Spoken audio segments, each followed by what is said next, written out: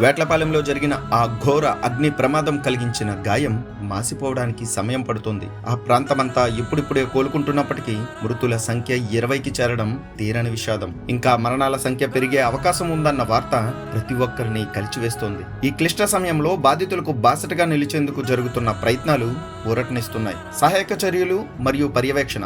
ముఖ్యమంత్రి పర్యవేక్షణ. సీఎం చంద్రబాబు నాయుడు గారు స్వయంగా పరిస్థితిని సమీక్షిస్తూ క్షతగాత్రులకు అత్యుత్తమ వైద్యం అందేలా చూస్తున్నారు. భవిష్యత్తులో ఇలాంటి ఘటనలు జరగకుండా కఠిన చర్యలు తీసుకోవాలని అధికారులను ఆదేశించారు.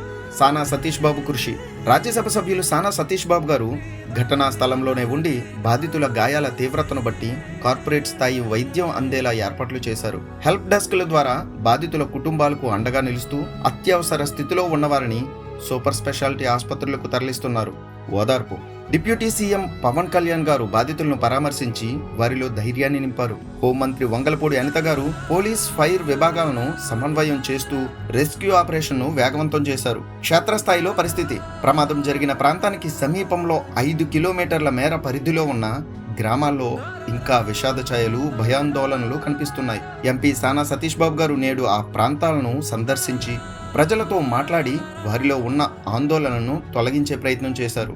సానా సతీష్ ఫౌండేషన్ వాలంటీర్లు కూడా అహర్నిశలు సహాయక చర్యల్లో పాలు పంచుకుంటున్నారు. గోదావరి జిల్లాల్లో వాతావరణం ఇప్పుడిప్పుడే కుదుటపడుతోంది. బాధిత కుటుంబాలకు ఆంధ్రప్రదేశ్ ప్రభుత్వం నిన్ననే 20 లక్షల నష్టపరిహారం ప్రకటించింది. మంత్రి నారాయణ, బీజేపీ ఆంధ్రప్రదేశ్ రాష్ట్ర అధ్యక్షుడు మాధవ్ సహాయక చర్యల్లో పాల్గొన్నారు. ప్రాణాలు కోల్పోయిన వారి కుటుంబాలకు ఆ భగవంతుడు ధైర్యాన్ని ప్రసాదించాలని, గాయపడిన వారు త్వరగా కోలుకోవాలని కోరుకుందాం.